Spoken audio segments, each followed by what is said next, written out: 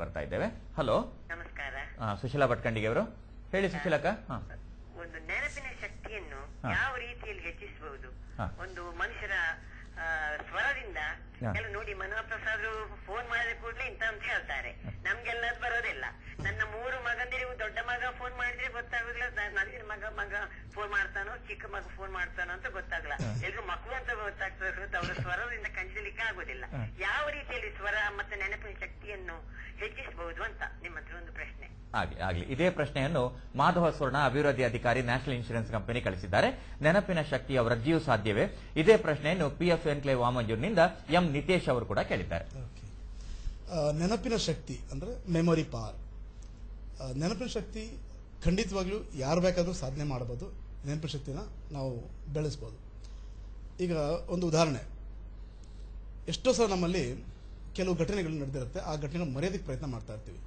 ಯಾವುದೋ ಒಂದು ಘಟನೆ, ಯಾರೋ ಒಬ್ಬರು ನಮ್ಮನ್ನ ಮೋಸ ಮಾಡಿರ್ತಾರೆ, ಅಥವಾ ನಾವು ಮೋಸ ಹೋಗಿರ್ತೀವಿ, ಅಥವಾ ಇನ್ನೂ ಯಾವುದೋ ಒಂದು ಘಟನೆ ನಮಗೆ ಜೀವನದಲ್ಲಿ ಅದು ಮತ್ತೆ ನೆನಪು ಮಾಡ್ಕೊಳ್ಳೋಕೆ ಇಷ್ಟ ಇರೋದಿಲ್ಲ. ನಾವು ಎಷ್ಟು ಪ್ರಯತ್ನ ಮಾಡಿದ್ರು ಅದನ್ನು ಮರೆಯೋಕ್ಕೆ ಆಗೋದೇ ಇಲ್ಲ.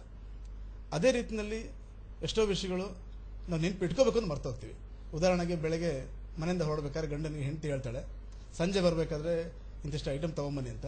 ಅವ್ರಿಗೆ ನೆನಪು ಬರೋದು ಹೆಂಡತಿ ಮುಖ ನೋಡಿದಾಗಲೇ. ಅಂದರೆ ನಾನು ಏನು ಹೇಳಕ್ಕೆ ಹೊರಟಿದ್ದೀನಿ, ನಮ್ಮಲ್ಲಿ ನೆನಪಿನ ಶಕ್ತಿ ಚೆನ್ನಾಗಿದೆ, ಆದರೆ ನಾವು ನೆನಪಿನ ಶಕ್ತಿ ಇಂಪ್ರೂವ್ ಮಾಡೋದಕ್ಕೆ ಅಥವಾ ಅದನ್ನು ಬೆಳವಣಿಗೆ ಮಾಡೋದಕ್ಕೆ ಕೆಲವು ಬೇಸಿಕ್ ಫಂಡಮೆಂಟಲ್ ಆಸ್ಪೆಕ್ಟ್ಸ್. ಅದರಲ್ಲಿ ಒಂದು, ಈಗ ನೀವು ಹೇಳಿದ್ರಿ, ಮನೋಹರ್ ಪ್ರಸಾದ್ ಅವರು ಮಾತಾಡಿದ ತಕ್ಷಣ ಇವರೇ ಮಾತಾಡ್ತಾರೆ ಅಂತ ಎಷ್ಟು ಫಾಸ್ಟಾಗಿ ಹೇಳ್ತಾರೆ. ಅದಕ್ಕೆ ಮುಖ್ಯವಾಗಿ ಅದು ಆಸಕ್ತಿ, ಅಂದರೆ ಇಂಟ್ರೆಸ್ಟ್.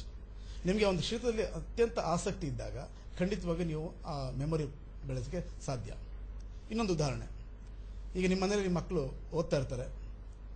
ಅವ್ರಿಗೆ ಓದಿನ ಬಗ್ಗೆ ಏನು ಓದಿದ್ಯಾ, ಎಷ್ಟು ಓದಿದ್ಯಾ ಅಂತ ಕೇಳಿದಾಗ ಮುಖ ಸಣ್ಣದಾಗುತ್ತೆ, ಕಣ್ಣೆಲ್ಲೋ ಮಂಜಾಗುತ್ತೆ, ನಿದ್ದೆ ಬರುತ್ತೆ. ಸರಿ, ಮಾತು ಚೇಂಜ್ ಮಾಡಿ ಬದಲಾಯಿಸಿ ಅವ್ರಿಗೆ ಕ್ರಿಕೆಟಲ್ಲಿ ಇಷ್ಟ ಇದೆ ಅಂತ ತಿಳ್ಕೊಳ್ಳಿ. ಸೊ ಆ ಕ್ರಿಕೆಟ್ ಬಗ್ಗೆ ಮಾತಾಡಿ. ಅಥವಾ ಒಂದು ಸಚಿನ್ ತೆಂಡೂಲ್ಕರ್ ಎಷ್ಟು ಸ್ಕೋರು, ಯಾವಾಗ, ಏನು ಅಂತ ಕೇಳಿದಾಗ ಆ ಮುಖ ಅರಳೋದಷ್ಟೇ ಅಲ್ಲ, ಎಷ್ಟು ಪಟ ಪಟ ಪಟ ಅಂತ ಪ್ರತಿಯೊಂದು ಡೇಟಾ ಬಂದ್ಬಿಡುತ್ತೆ. ಅಂದರೆ ಆ ಆಸಕ್ತಿ ಇದ್ದಾಗ ನಾವು ಖಂಡಿತವಾಗ್ಲೂ ನಾವು ಮೆಮೊರಿ ಡೆವಲಪ್ ಮಾಡ್ಬೋದು. That is one. ಎರಡನೇದು, ಗಮನ ಇಟ್ಟು ಕೇಳೋದು. ಸಾಮಾನ್ಯವಾಗಿ ನಾವು ಸಂಪೂರ್ಣವಾಗಿ ಕೇಳೋದಿಲ್ಲ. ಕೇಳೋದಕ್ಕೆ ಮುಂಚೆನೇ ನಾವು ಉತ್ತರ ಕೊಡ ಹೋಗ್ತೀವಿ, ಅಥವಾ ಕೇಳೋದಕ್ಕೆ ಮುಂಚೆನೇ ನಾವು ತೀರ್ಮಾನ ಮಾಡ್ಕೊಂಡಿರ್ತೀವಿ ಇವರು ಇದೇ ಕೇಳ್ತಾರೆ ಅಂತ. ಸೊ ಸಂಪೂರ್ಣವಾಗಿ ಗಮನ ಇಟ್ಟು ಕೇಳಿದಾಗ ನಮಗೆ ಆ ವಿಷಯ ಅರ್ಥವಾಗುತ್ತೆ. ಆ ವಿಷಯ ಅರ್ಥ ಆದಾಗ ನೆನಪಿನ ಇಟ್ಕೊಳ್ಳೋಕೆ ಸಾಧ್ಯ ಆಗುತ್ತೆ. ಮತ್ತು ಇನ್ನೊಂದು ಅಂಶ, ಅಗತ್ಯ. ನಮ್ಗೆ ನಿಜವಾಗ್ಲೂ ಮೆಮೊರಿ ಇಟ್ಕೋಬೇಕು ಅಂತ ಅಗತ್ಯ ಇದ್ದಾಗ ನಾವು ಖಂಡಿತ ಮಾಡೇ ಮಾಡ್ತೀವಿ. ಸೊ ಹೀಗೆ ವಿಷಯಗಳು ಹೇಳ್ತಾ ಹೋದಾಗ ಸಾಕಷ್ಟು ವಿಚಾರಗಳಿದೆ. ನಮ್ಮ ಈ ಶಿಬಿರದಲ್ಲಿ ಅನೇಕ ಅಂಶಗಳಲ್ಲಿ ಮೆಮೊರಿ ಡೆವಲಪ್ಮೆಂಟ್ ಸಹ ಒಂದು ಅಂಶ.